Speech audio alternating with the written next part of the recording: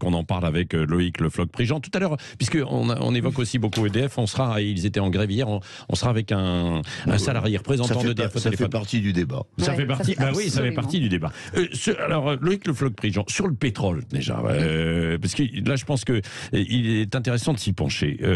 Et pourquoi ça monte en fait autant, ces prix du carburant? Parce que le baril il est haut, mais enfin il n'est pas non plus... Le baril est aux environs de $80, il a été jusqu'à $130. Ouais. Donc l'essence et le gazole n'ont jamais été aussi hauts. Pourquoi ? Parce que les taxes ont augmenté. Pourquoi les taxes ont augmenté ? Parce qu'on a fait une politique de gribouille depuis 10 ans. C'est-à-dire qu'on a dit, il faut plus de pétrole, par conséquent on va augmenter le prix de l'essence et le prix du gazole, comme ça les gens vont comprendre qu'il faut faire autre chose. La taxe carbone, notamment, qui avait été envisagée, qui a mis les gilets jaunes. C'est une politique de gribouille, c'est-à-dire j'augmente les prix parce que les gens vont faire autre chose. Alors on a dit, vous allez faire du vélo, vous allez faire de la trottinette, et puis depuis quelque temps on dit, vous allez prendre la voiture électrique. Alors la voiture électrique, on a un problème de borne, c'est-à-dire comment arriver. 2, on a un problème de disponibilité. Et 3, on a un problème de prix. C'est-à-dire que ça coûte 2 fois plus cher d'acheter une voiture électrique par rapport à une voiture thermique. Donc c'est une politique de gribouille, c'est-à-dire il n'y a pas de hauteur. Et dans ce que vous avez entendu tout de suite, des différents candidats, il n'y a pas de hauteur non plus. On a fait une politique de l'énergie stupide depuis 10 ans. Nous en payons le prix. C'est-à-dire que nous mettons la charrue avant les bœufs, nous disons... C'est embêtant d'avoir trop d'utilisation du pétrole et du gazole. Ce qui n'est pas faux, ça.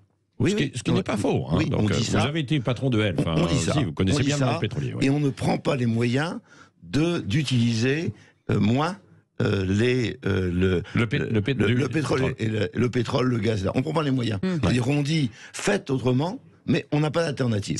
Et donc le fait de ne pas avoir de préparation d'alternative, on va le retrouver dans l'électricité, on le trouve dans le pétrole, est une absurdité. Parce qu'on met finalement le consommateur en face d'un mur, soit il paie 2 fois plus cher, soit il fait plus rien. Et donc, à dire, mais c'est très bien pour la planète. Non, c'est pas très bien pour la planète, il y avait d'autres méthodes. Alors, les constructeurs automobiles vous disent depuis 10 ans, et en particulier Carlos Tavares, attention, vous faites une politique de gribouille, il y a des possibilités de diminuer l'utilisation du carburant qui sont différentes de celles que vous envisagez. Vous voulez faire une politique de tout ou rien, eh bien, en faisant une politique de tout ou rien, vous aurez rien.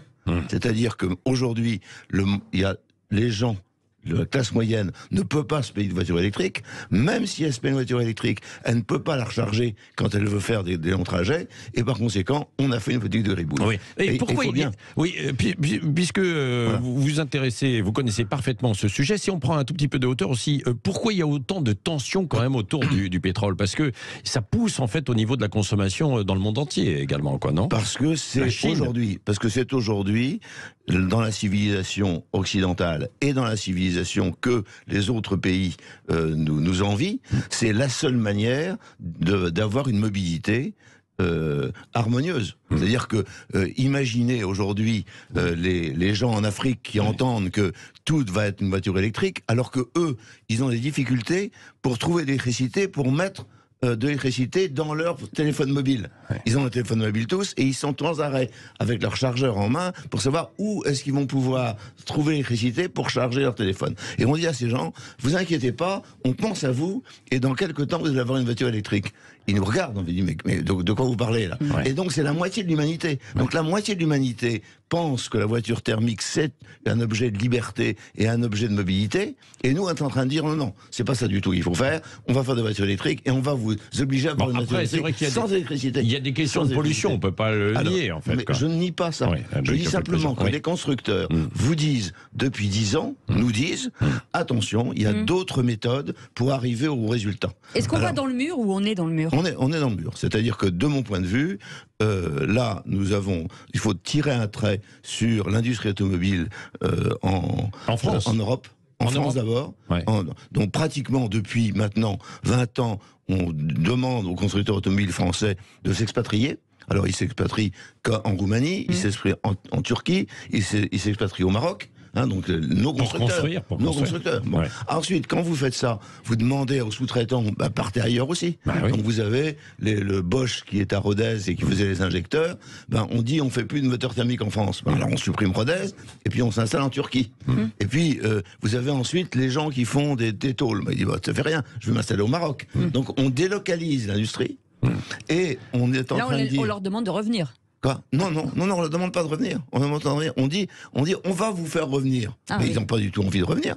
Pourquoi voulez-vous ? Est-ce que vous avez entendu Monsieur Di Meo de Renault et Monsieur Tavares de Stellantis, vous avez entendu dire nous allons relocaliser l'industrie. Ils disent non. Ils sont partis en Chine. On va essayer, mais simplement le prochain véhicule, il sera fait en Chine. Ouais. Alors il va y avoir quand même des constructions de batteries en Europe, quoi. On est en train de mettre ça et en France aussi. Après le train. Ouais. C'est-à-dire qu'aujourd'hui, les batteries sont construites en Asie. Ils ont une avance considérable sur nous parce que nous n'avons pas préparé. Mais on a fait exprès de ne pas préparer. On ne voulait pas préparer.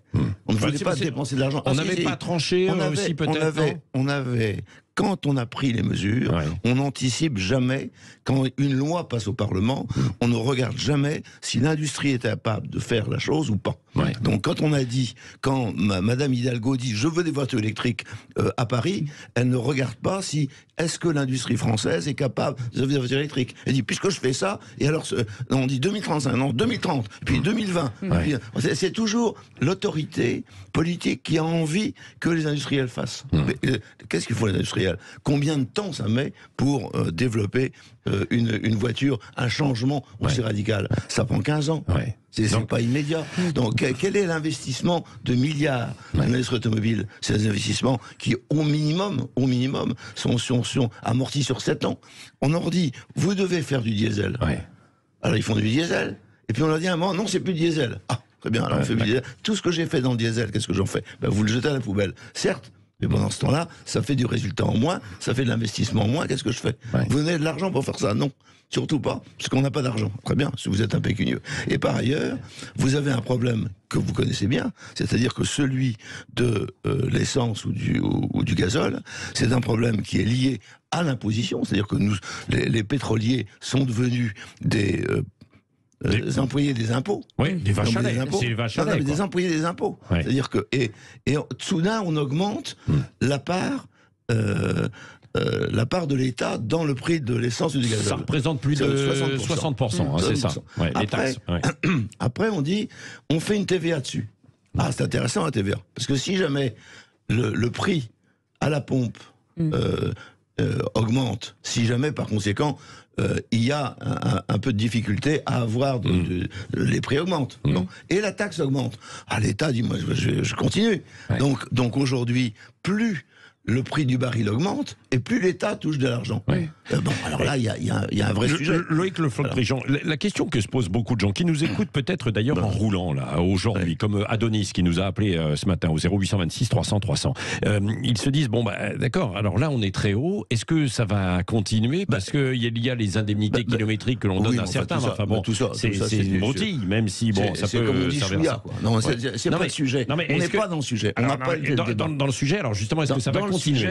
Nous avons eu un moment à 130 € le baril, il y a quelques années. Oui, c'est ça. Et là, on est à 90. Et là, on est à 80-90. Et l'essence et le gazole sont quasiment 2 fois plus chers qu'à la période où c'était à 130. Pourquoi ? Parce que l'État prend plus d'argent qu'autrefois. Là, c'est tout. C'est pas la peine de raconter. Il faut baisser la TVA. On peut baisser la TVA, on peut baisser le prélèvement. Si jamais on veut, mais ça, tout dépend ce qu'on a envie. Est-ce qu'on a envie de dire, je vous dis que vous devez prendre la voiture électrique, donc vous allez prendre la voiture électrique et je vais augmenter le prix de votre essence. Aujourd'hui, nous ne sommes pas équipés. Nous ne sommes pas équipés pour que la voiture électrique devienne la voiture de tout le monde. On ne s'est pas équipé pour ça. Ni en borne, ni en prix. C'est la réalité. C'est-à-dire que vous allez Aujourd'hui, les ventes de voitures neuves ont diminué de façon drastique en France, petit 1, et 2, la voiture d'occasion est devenue quelque chose de merveilleux. Pourquoi ? Parce que les gens ne savent plus quoi faire pour l'avenir. Ils sont paumés. Et donc il faut revenir à des choses intelligentes. Ni en usage, parce qu'il y a plein de garagistes qui ne sont pas aguerris justement à gérer des voitures électriques. La voiture automobile, c'est 400 000 à 500 000 emplois en France. on ne peut pas changer ça en quelques années parce que Madame Hidalgo, Monsieur Macron ou d'autres décident de le faire. Non, on le change parce que on pense que c'est bien, et il faut d'abord démontrer que c'est bien. Or moi, depuis le départ, comme Carlos Tavares, je dis, moi je ne sais pas si la voiture électrique est la solution. Je ne suis pas convaincu que c'est la solution. Il faut prendre des décisions, quoi. Une alternative. Non, il ne faut pas prendre des décisions. Le client, c'est le patron. François Michelin, qui est mon maître en la matière, disait, le client, c'est le patron. Bon, donc, qu'est-ce que veut le client? Le client, aujourd'hui, ne veut pas de voiture électrique. On a voulu mettre tous les jours à la télé, prenez la voiture électrique, prenez machin, prenez truc, etc. Il y en a de plus en plus, quand même. Il ne veut pas. Il ne veut pas, parce que il sait qu'il va utiliser sa voiture électrique. Il va utiliser sa voiture électrique, effectivement, dans de bonnes conditions, là où il est. Et puis quand, un jour, il va vouloir partir à Nice ou partir à Berlin avec sa voiture, il va être coincé. Il y a l'hybride. Il va être coincé. Il va être coincé. Vous avez qu'à regarder le nombre de gens qui ont été coincés sur l'autoroute Paris-Lille ou Paris... Ce qui veut dire qu'il y a quand même effectivement tout un plan à mener, une réflexion et un plan éventuellement, par exemple, sur les bornages aussi, si on lance ça. Mais il faudrait démontrer aussi que la voiture électrique est la solution. Alors Toyota, qui est la première entreprise mondiale, dit c'est pas la solution, ce sera toujours l'hybride la solution. Et donc, aujourd'hui, les seuls qui restent en France, alors c'est rigolo comme histoire, c'est quand même Toyota à Valenciennes. Parce qu'ils disent, nous on va faire de l'hybride. Et vous avez des gens qui, dans les villes, dans les métropoles, tous en disant, non, c'est l'électrique la solution. Pourquoi ils nous disent ça? Si jamais vous polluez moins, et si vous êtes en mesure de satisfaire les clients, il faut faire la satisfaction des clients.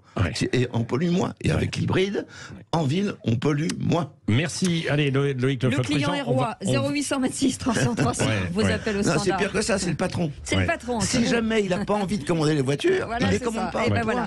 C'est vous le patron. C'est lui qui l'a dit. Appelez-nous au 0826 300 300. On poursuit dans un instant. Puis vous avez parlé du monde automobile. J'en profite à l'occasion pour le dire. D'ailleurs, le CNPA, c'est-à-dire justement tous les gens qui participent, en fait, les garages, etc. Ils ont changé de nom hier. Ils s'appellent maintenant Mobiliance. Et ils ont changé de nom. On en parlera d'ailleurs dans notre émission. Les vraies voix qui font rouler la France. C'est notre nouvelle émission chaque jeudi parce que c'est important d'en parler. Justement, c'est un secteur particulièrement important. Entre 500 000 et 1 million au total de personnes qui travaillent dans ce secteur. On va parler aussi d'EDF, tiens, puisqu'on a parlé d'électricité. On sera ça chauffe. Au bout du fil, en fait, on sera avec un salarié. Ils étaient en grève hier. On est content de voir que ça chauffe et qu'enfin les gens se réveillent. Parce que ce réveil est salutaire. Eh ben bougez pas, on en parle dans un instant. Laissez-nous ce teasing. À tout de suite, 9h43. Sud Radio Parlons Vrai, présidentielle 2022. Il est 9h46, des sujets qui vous concernent, qui vous intéressent, puisqu'on parle des énergies en général, de l'essence, de l'électricité, du gaz, tout ce qui augmente aujourd'hui et qui met un frein au pouvoir d'achat. Pour en parler, Loïc Le Floch-Préjean est avec nous, ingénieur et directeur et dirigeant d'entreprise. Et puis vos appels 0826 ancien 300, patron d'Elf, la SNCF, etc. Donc vous connaissez tout ce secteur évidemment de l'énergie. Fabrice Coudour est avec nous. Secrétaire fédéral de la FNME-CGT en Savoie et hydraulicien au sein du groupe EDF. Oui, bonjour Fabrice Coudour. Bonjour. Donc hier, il y avait ce mouvement de grève des salariés d'EDF. J'allais dire, pour une fois, il y avait des salariés qui étaient quasiment derrière le patron. Parce que vous aviez un peu le même discours, non? Je me suis pas trompé par rapport en fait à l'État, parce qu'on rappelle que finalement, grosso modo, l'État demande à EDF de combler un petit peu les déficits, là, parce qu'il y a quand même un énorme problème, puisqu'on a ouvert à la concurrence, mais en fait c'est une fausse concurrence, puisque derrière on subventionne un petit peu... Réparer les bêtises à 8 milliards. 8 milliards. Il y avait 8 milliards. Je fais des bêtises, est-ce que vous pouvez me donner 8 milliards? Fabrice Coudour, quelle est votre position, justement? Dites-nous. Alors, déjà, comme ça a été dit juste avant, c'est vrai qu'il y a un vrai réveil salutaire qui est important et il est grand temps de l'opérer, sinon on va dans le mur. Et se dire qu'hier on était... Derrière le patron, je ne crois pas que ça soit une réalité. On ne défend pas complètement les mêmes intérêts. Non. Mais bon. Les salariés défendent depuis toujours, et à l'image du passé, le service public de l'énergie, l'intérêt général. Donc c'est un combat qu'il mène aussi pour les usagers, surtout pour les usagers. Après ces annonces qui sont portées aujourd'hui autour de l'Arenh, qui est un mécanisme bien complexe pour l'ensemble des citoyens, c'est simplement un mécanisme qui vient déguiser le temps d'une campagne présidentielle la hausse des tarifs de l'énergie qu'on est en train de subir année après année pour un marché qui n'a rien de bon et où il est temps d'avoir le courage politique de prendre des vraies décisions pour sortir de cette mascarade, quoi. Ouais, c'est ça. C'est-à-dire que, grosso modo, quand je dis que vous étiez avec le patron, c'est parce que lui-même était en colère contre le gouvernement, parce que on vous demande de faire des efforts, quoi, en fait, à EDF, quoi. Bien sûr, il était en colère, il était sous le choc, mais enfin, il est sous le choc, et comme beaucoup d'autres aussi au gouvernement, la main sur le cœur, mais l'autre main sur le porte-monnaie, et en fait, ils se gêneront pas pour nous mettre des coups de poignard dans le dos demain pour transformer un peu plus, pour privatiser un peu plus, là où nous, les salariés, défendent le sens au travail, le service public, et où on a besoin justement de ce retour à vraiment à l'intérêt général, et s'il faut transformer dans le bon sens, il faut renationaliser, sortir de ce marché qui n'a rien de bon pour les travailleurs, mais aussi et surtout pour l'ensemble des usagers, qu'ils soient particuliers, professionnels, et les collectivités locales et autres. Oui, vous dites renationaliser, en tout cas c'est votre position, vous, parce que c'est stratégique. Loïc Le Floch-Prigent, c'est vrai que EDF c'est quand même stratégique aujourd'hui dans la production de notre indépendance énergétique. Il est clair qu'un grand pays, mais un petit pays aussi, son problème c'est de l'énergie abondante et bon marché, et que ça veut dire de l'énergie disponible, et que nous avions ça. Nous avons bâti ça ensemble depuis le programme de Gaulle-Pompidou. Nous avons bâti ça avec le nucléaire. Bon, et depuis 20 ans, on détruit tout ça. Et cette destruction est en train de s'accélérer aujourd'hui. Alors, on comprend que les gens d'EDF soient mécontents. Je suis mécontent avec eux, mais ce qui est incompréhensible, c'est que l'ensemble des Français ne comprend pas qu'il y a un problème. Et il faut arriver à lui faire comprendre. C'est compliqué parce que les mécanismes qui ont été mis en jeu, qui étaient mais je vais l'expliquer de façon simple. Oui, de façon simple. On produit, grâce à l'effort que tout le monde a fait depuis des années, on produit une électricité à 40 euros le mégawattheure, environ. On va prendre le chiffre de 40. C'est le plus simple.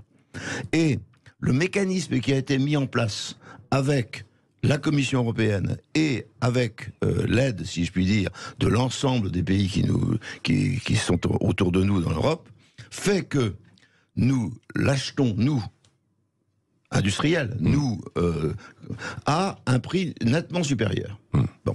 Alors on aurait pu penser que on gardait le monopole EDF et que on avait un outil compétitif, beaucoup plus compétitif que les autres, grâce au nucléaire, et que nous allions en bénéficier. Les Allemands ne veulent pas qu'on en bénéficie. Et depuis maintenant 10 ans, ils nous tannent pour que nous fassions en sorte qu'ils soient répartis. Et donc aujourd'hui, on achète le mégawattheure à 400 euros le mégawattheure sur un marché qui est artificiel, puisque nous avions la possibilité de prendre l'électricité à 40 euros le mégawattheure et de le mettre dans nos maisons et dans nos industries. On a dit non, il faut faire l'Europe, très bien. Et donc, c'est l'inverse qui est fait, c'est-à-dire qu'on rachète à 400 euros. Alors là, comme le consommateur a vu sa note B augmenter de 40 à 50%, alors que le prix de la production n'a pas augmenté. Donc on aurait pu garder le même prix depuis 10 ans. Non, on a augmenté les prix, doucement, un bout de là, etc. Non. Et on a fait quoi? On a fait de l'énergie éolienne ou solaire à prix d'or. On a nourri l'Allemagne et les autres pays avec notre énergie nucléaire. On a baissé nos investissements dans l'énergie nucléaire, et tout ça pour arriver à ce que nous soyons en situation de pénurie. C'est-à-dire que nous avons aujourd'hui une pénurie potentielle, et nous sommes obligés d'acheter une énergie à 10 fois le prix que nous produisons. Et donc cette politique est mauvaise, et il faut la remettre en question. Il ne s'agit pas de mettre des sparadraps comme dans Tintin et Capitaine Haddock. C'est pas un sparadrap, c'est refaire une politique intelligente. Fabrice Coudor, vous êtes inquiet, vous, pour EDF, là, aujourd'hui ? Inquiet pour EDF forcément, parce que comme ça vient d'être dit, prendre des dispositions qui ressemblent à un pansement sur une jambe de bois et qui n'agissent pas sur les causes, ça peut inquiéter, mais inquiet surtout pour l'ensemble du service public de l'électricité et du gaz, parce que on voit qu'on va droit dans le mur, comme ça a été dit juste avant.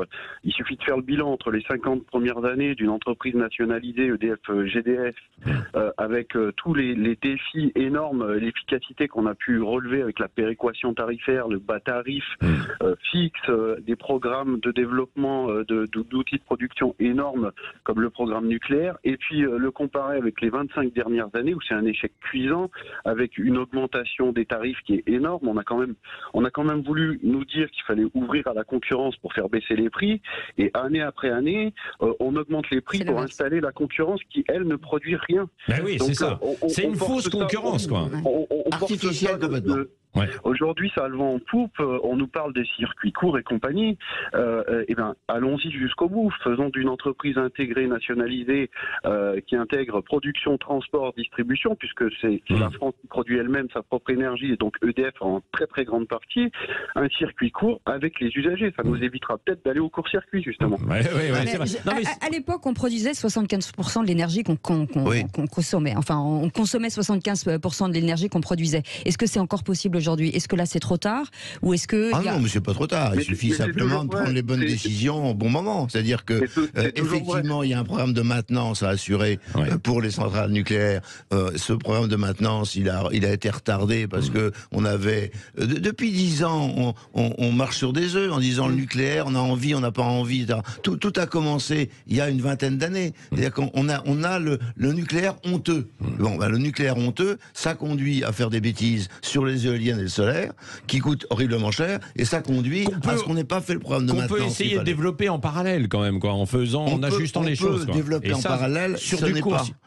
Il ne faut pas avoir le nucléaire honteux. Nous avons la capacité, avec le nucléaire, d'avoir 75% de notre électricité issue du nucléaire. Il faut dire, oui, j'ai envie de continuer, plutôt que de dire, je vais faire 50-50, et puis je vais fermer certains. Alors on dit, je vais fermer certaines centrales, et puis on dit, tiens, là maintenant, ça peut être assuré. Qu'est-ce que ça veut dire? Un mot, Fabrice Coudon, vous vouliez ajouter un mot? Oui, bien sûr. Aujourd'hui, nous, comme ça a été dit, c'est un combat qu'on mène, bien sûr, pour les travailleurs, pour les électriciens et gaziers, mais aussi surtout et pour le pays, pour les citoyens, pour les usagers et pour le service public. On les invite forcément à se mobiliser avec nous, à signer une pétition, notamment sur le site énergie-public.fr, qui a été lancé par le Comité central et économique, social et économique central d'EDF. Vraiment, c'est une bataille qu'on mène pour l'avenir. C'est une bataille qu'on mène aussi pour les défis climatiques à venir, puisque le marché détruit tout ça. C'est vraiment une bataille qu'on mène pour l'intérêt général et pour l'industrie en général, parce que l'industrie française ne pourra pas supporter une augmentation de l'électricité. C'est vrai. Énormément. Il y a les particuliers et l'industrie. L'industrie aujourd'hui souffre, et il y a un certain nombre de sites industriels qui vont fermer à cause des dispositions qui ont été prises. Fabrice Coudour, on va relayer votre pétition, bien entendu. Merci beaucoup, Fabrice Coudour, donc d'EDF, et puis Loïc Le Floch-Prigent, ingénieur et dirigeant d'entreprise, pour ces explications très très claires autour de ce problème. C'est passionnant, évidemment, quand on en parle. Vous reviendrez nous dire en fait un mot, et aussi il y a le conflit là. On l'a pas eu le temps d'évoquer, mais en Ukraine, et derrière tout ça, en toile de fond, il y a un peu de géopolitique, et il y a de l'indépendance, et il y a le fait que effectivement, en abandonnant le nucléaire, en disant on a envie de gaz, on se met dans les mains de Poutine. Ça, c'est d'une intelligence remarquable. C'est les Allemands qui l'ont fait. Nous, derrière, on a considéré que c'était intelligent. Et c'était intelligent ni pour les Allemands ni pour nous.